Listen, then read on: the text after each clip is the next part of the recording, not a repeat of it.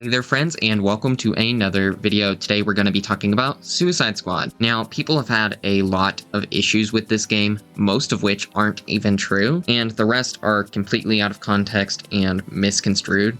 A lot of this is completely ridiculous complaints, and I beg that you hear me out if you have issues with this game, because while the game is definitely not perfect, a lot of the stuff being said is just not true at all. Basically, I'm going to be talking about all of these complaints while also giving my opinion about the game. I'm going to be as impartial as possible with this and try to be as factual as I can for most of the parts of this video. Some of the video is going to contain spoilers because that's a lot of the issues that people have had, but that's going to be towards the end of the video.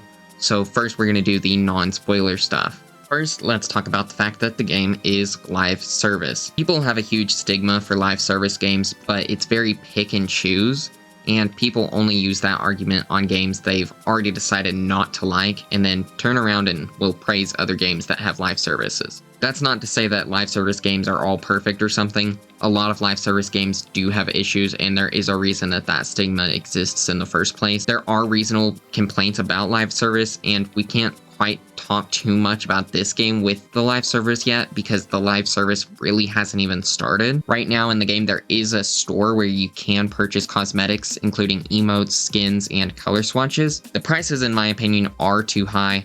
$5 for an emote or $15 for different color swatches is a lot, and somehow also is sadly cheaper than a lot of other games. If it was my choice, I wouldn't have anything cost more than $2 or $3 total, but that's just sadly not how it is with games anymore. There's a total of 24 free customization options.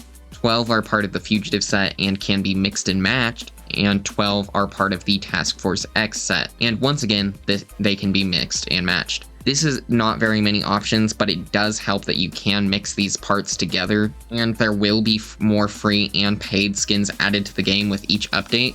The current amount we just don't know yet. As for other post-launch stuff, starting in March we're going to be getting a new season every 3 months, and during those months, getting 2 separate content updates every 6 weeks called episodes. This will include new story missions, 1 character a season, and new environments including Gotham and a medieval metropolis. Currently, we know a few DLC characters including Joker and Deathstroke are coming as well, and I have talked about that a bit on the channel. But this game is doing something really good though, because unlike other live service games where if you don't hop in immediately, you miss out on content, you'll be able to play any past content at any point, as well as getting the season pass whenever you want. So there is no fear of missing out at all for this game. On top of that, all of the content coming to the game outside of skins will be completely free, and some of the skin stuff will be free as well.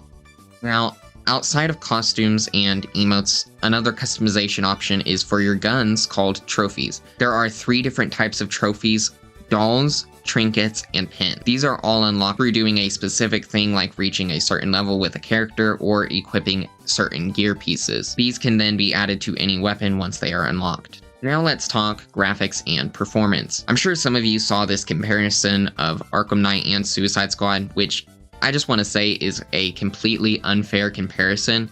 The person taking this clip went to the very edge of the map and looked at the backgrounds for the comparison. If you did the same thing for Knight and reversed the scenarios, you could make Arkham Knight look very bad just in the same way. Multiple people who've done visual comparisons for this game have said that they've turned Suicide Squad's visuals all the way down to try and make it look bad on purpose to get more views, because people have just decided to not like this game, and it helps to literally just talk bad about it. This game is visually great.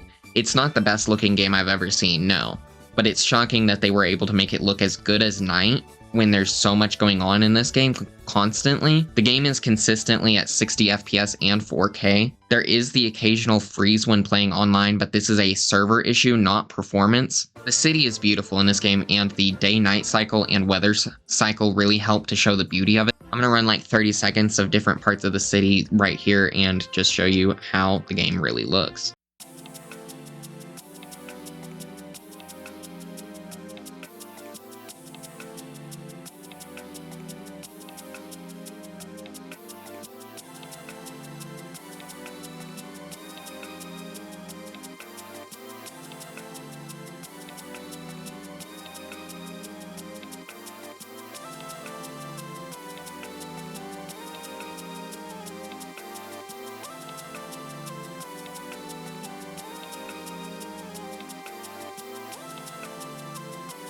Next is gameplay.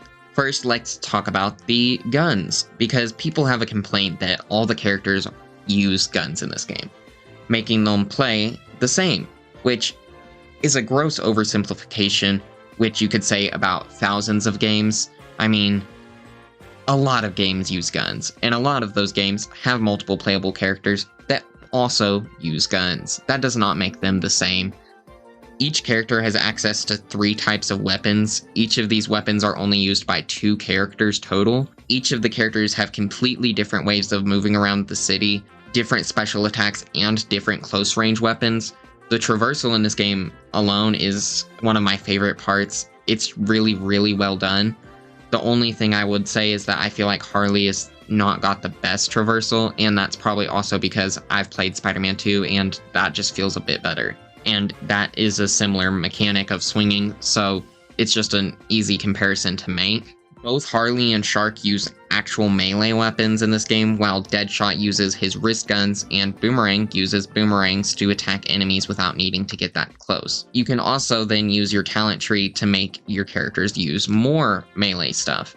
While leveling up, you have a skill tree. In the skill tree, you can choose stuff that's more related to your melee attack, meaning you can choose to be more melee focused in this game if you want to be. You can't only do melee in this game, it is required to do some shooting, but you can do primarily melee if that's what you want to do. All of this combined makes the characters feel different while also making them have some similarities, making it easier to switch between them. Each story mission and side mission, you'll have different objectives in this game, like defeating enemies to collect enough data to charge up Toyman's truck, saving civilians, and more. There aren't a ton of options right now, especially outside of the story with these gameplay options. Obviously, more stuff's going to be added later since it does have a live service element, but currently I will say that there isn't as much variety as I would have liked, but because the gameplay is fun, I don't mind it. Another complaint is the UI, which I will say it is a lot at times, but every single part of the UI can be disabled, including the tutorial ones, which are what I see complaints about the most. These will appear every once in a while, especially if you do change characters a lot, but you can disable it whenever you want.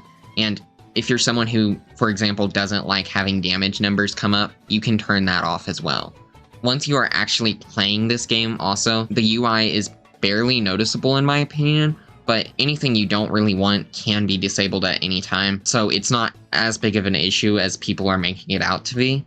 And they are going to be adding more features to change the UI to make it be exactly how you want it. Progression in this game is really good in my opinion. The first thing I want to talk about with the progression is the leveling up. Every time you level up, you gain a point to use in the talent tree, giving you new abilities like the Suicide Strike and Blood in the Water that bleeds enemies. Most abilities are situational stat boosts like OK Boomer, which increases grenade damage and ultimate damage when at max combo. Once you reach level 30 with a character, you unlock squad skills, and every time you level up, you get a squad point now. Squad skills are permanent stat boosts for all of your characters and can be upgraded 20 to 40 times, with 2 of the skills having no limit, meaning you can infinitely increase your damage and damage reduction. Playing through the game, you'll continually get new weapons and gear. Legendary and above gear have special abilities that completely change the way you play. My favorite example of this are the Bane Infamy sets. Currently there are 3, and each episode new sets of Infamy gear themed around different villains like Scarecrow will be added to the game. Bane's Rage set allows you to craze enemies and gain Bane's Rage, which increases all damage, while the Bane's Wrath set allows you to get up to 700% more damage when you defeat crazed enemies or the enemies you craze kill other enemies. You can mix and match different parts of these separate Bane sets to get different kind of bonuses. There's also the Notorious weapon, which also has special abilities just like Infamous sets. The Black Mask's Bullet Storm weapon, for example, allows you to burn hordes of enemies, and if you equip it with a part of the Bane set, you'll get an additional ability called the Terror Behind the Mask. With it, each enemy you kill increases Terror Behind the Mask. When you reach 5 stacks, the next enemy you craze deals 500% more damage, and while it's alive, so do you. This is something I really like with this game, and it's called a villain synergy. Notorious weapons and Infamous weapons are all themed after different villains. When you combine a Notorious weapon with villains related to an Infamous weapons villain, they will get a special bonus ability as well as unlocking a special themed pin. Next, the support squad members you get throughout the game also help you get stronger. Penguin can help you craft weapons or overhaul the ones you already have to give them new augments. Speaking of augments are additional bonus stats on gear. For example, they can give you additional XP or damage to specific enemy types. These augments can also be randomly re-rolled by Toyman, or using more crafting parts, you can choose specifically what you would like to have on your weapon. This feature allows you to get the gear exactly how you want it without having to rely on random drops, which is a really great feature because a lot of games that have any sort of gear are extremely frustrating trying to get exactly what you want, only to get that piece of gear and then it not have what you really want. Endgame in this game is really good as well. Like I mentioned before, there's squad skills allowing you to infinitely make your characters more powerful, as well as getting the most powerful gear like infamy sets. The Bane sets are unlocked in the Nexus, specifically in Finite Crisis. Each new season will be adding 2 new Elseworlds with new infamy sets to earn, and new mutators changing how the game works. As much depth as there is into the gear and talents, the only way to unlock that gear is through the Nexus. And the first Nexus area, which is the only one in the game currently, only has 6 missions, 5 of which are completely different from each other, but 2 are Endless Horde missions, which, while fun, are repeats of each other. And 6 is just not a lot of missions to have to begin with, especially when you need to be playing these 30, 40 times to get everything unlocked. There's not enough options right now for missions, and since you have to do these missions to get the Bane gear and increase your mastery level, it can get repetitive pretty fast. This doesn't bother me personally, as unlocking these new weapons and gear gave me enough to enjoy playing these missions repeatedly, but this is something that a lot of people will get bored of quickly. Obviously, this is something that they're going to be fixing essentially, but it is still something that you need to be aware of if you are planning on getting the game. One thing this game is really great at is replayability. Every single part of the story can be replayed with any character, including any characters coming post-launch, which, by the way, are also free. This is something that, in my opinion, should be a part of every single game. There's so many great parts in games that if you want to play again, you just have to restart and go through half the story to get to it. But here you can do it whenever you want. I already have played through each of the bosses multiple times just because I enjoyed them. This game is also hilarious. Like, genuinely, I streamed basically my whole playthrough of this game, and when I say that I literally, like, laughed out loud almost constantly, it's completely true. I mean, every single cutscene, basically, I laughed at least once, and a lot of them, like, I literally could not stop laughing. The writing is just really well done, and the delivery of the lines are absolutely amazing. The voice acting in this game is great.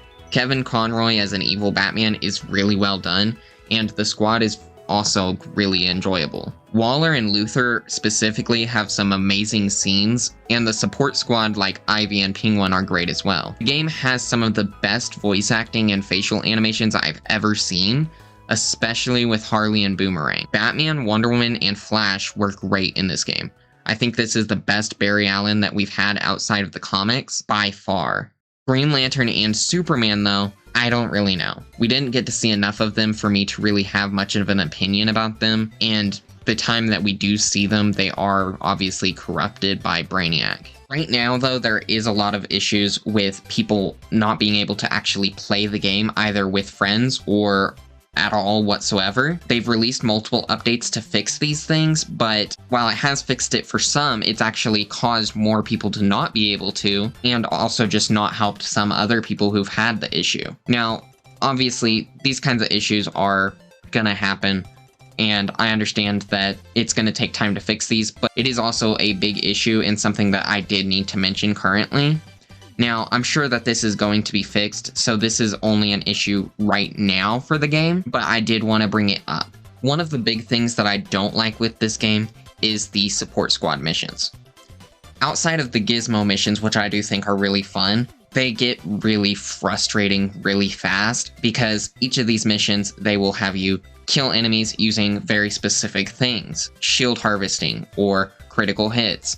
And depending on what build you have currently, a little annoying at times and downright frustrating at worst. The missions themselves are actually fun, but just these little changes make it so much more frustrating than it should be. The next part of this video is going to be completely spoilers, so if you haven't played the game and somehow haven't been spoiled by the many people who've posted spoilers constantly, then go ahead and click off of the video and come back later. If you've already seen that or just don't care, continue watching. Obviously, the most controversial part of this game has been the deaths of the Justice League and the disrespect of their deaths. This is pretty ridiculous in my opinion. The main 4 characters are villains. They aren't going to be nice about killing the Justice League. They're not good guys. I understand people are upset specifically around the Batman one, but this was a thing way before Kevin passed away, and there was no way the devs could have known this. And Kevin loved doing an evil Batman for this game, and you can really tell how much fun he had getting to do this. It's also been made pretty clear from this game that the League will be coming back in future updates,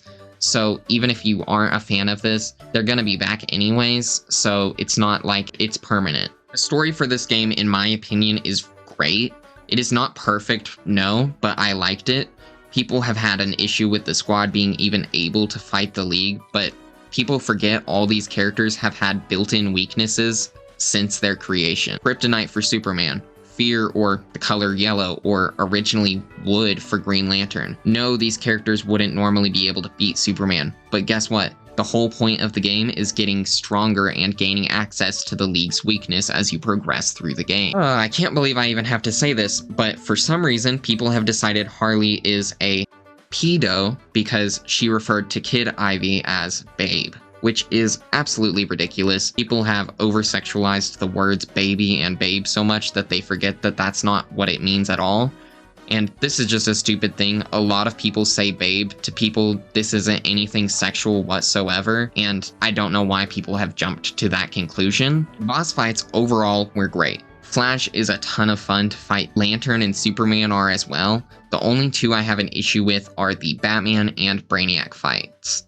Brainiac's fight is just not as good as Flash. Originally, when I did this fight on a live stream, I just kept waiting for him to transform into the other members of the League, but he never did. And it basically is just a worse version of the Flash fight from earlier in the game. It was especially disappointing after having just fought Superman and that being so well done. Batman's fight, while it has a great setup, is overly simple. I would have been fine with this more spectacle-themed fight if we had had another fight with Batman earlier in the game where you maybe had to experience Batman trying to pick you off, essentially like the museum segment, but where you could actually fight back. Overall though, the boss fights are great in my opinion. I've already replayed them multiple times like I've said earlier, and I do love them, and I am excited to see what they do with future boss fights. This game obviously has its flaws, but overall the game has fun gameplay, an entertaining story, and lovable characters, and I cannot wait to see more for this game. The devs clearly put a lot of love into this game and are clearly huge DC fans, putting large and small details all over Metropolis. Right now, I'd rate this game an 8 out of 10, but I can easily see this game being a 10 out of 10 in a year when we have double the amount of playable characters and so much more content to enjoy. Anyways, that's gonna be it for this video. I know this was a bit of a long one, and I know that I also have not uploaded recently, and that was because I just wanted to get this video out as soon as possible. If you did enjoy the video, please do leave a like, subscribe, etc. I will be doing more videos like this, and I will see you guys next time. Goodbye.